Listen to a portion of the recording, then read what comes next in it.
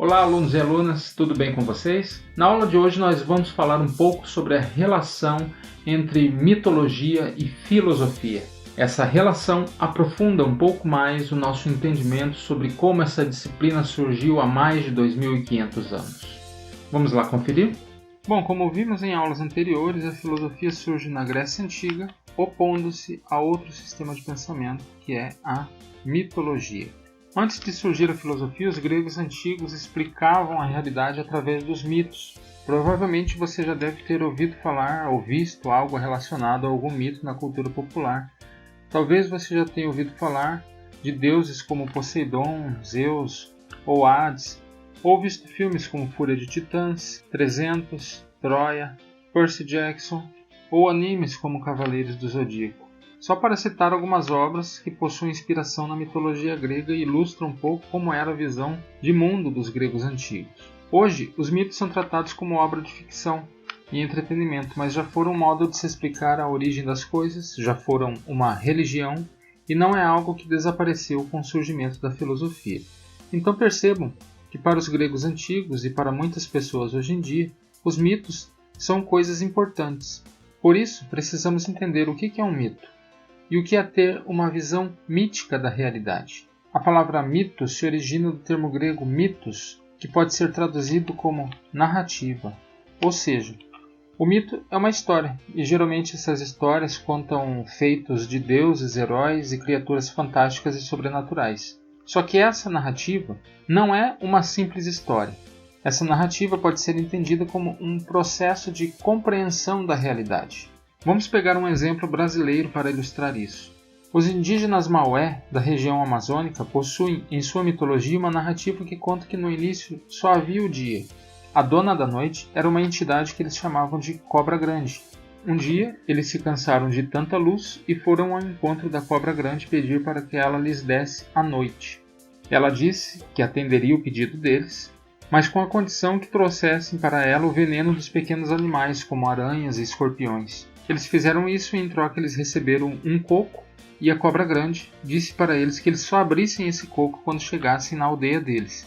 Durante o caminho eles ouviram ruídos estranhos saindo do coco e curiosos eles abriram.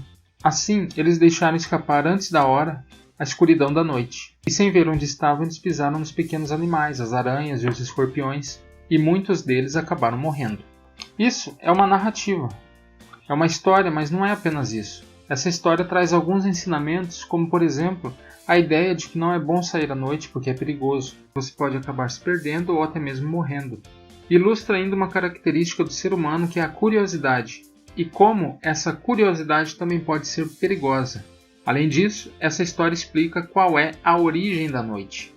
Então nessa narrativa nós podemos perceber algumas características importantes dos mitos. Eles estruturam a realidade na medida em que fornecem explicação para as coisas. Eles explicam as coisas de forma alegórica. Alegoria é uma forma simbólica de se contar outra coisa. Então os mitos também são um sistema de símbolos e significados. Os mitos possuem um papel pedagógico, pois eles educam, no caso do exemplo aqui, educam sobre os perigos da noite. E essas narrativas não podem ser tomadas nem como verdade, nem como mentira, mas como um processo de interpretação da realidade. Por volta do ano 700 a.C., os poetas Homero e Hesíodo registraram por escrito boa parte da mitologia grega.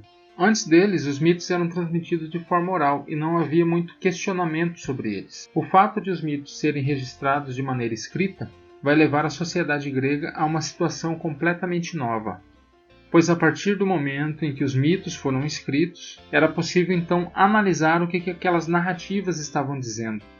Os primeiros filósofos irão criticar a explicação da realidade através dos mitos, afirmando que as explicações baseadas nessa forma de relato podem ser enganosas, e irão propor uma nova forma de se explicar a realidade, que é investigar a realidade através do simples uso da razão, do raciocínio, do pensamento, sem recorrer às alegorias dos mitos.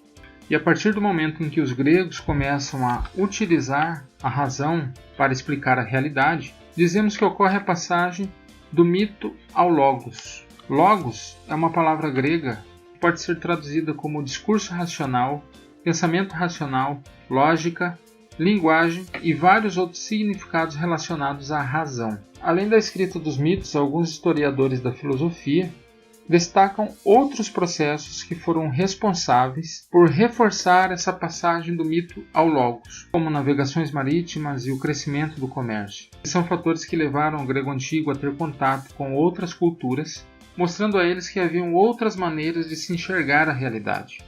Temos também o surgimento e a consolidação da democracia.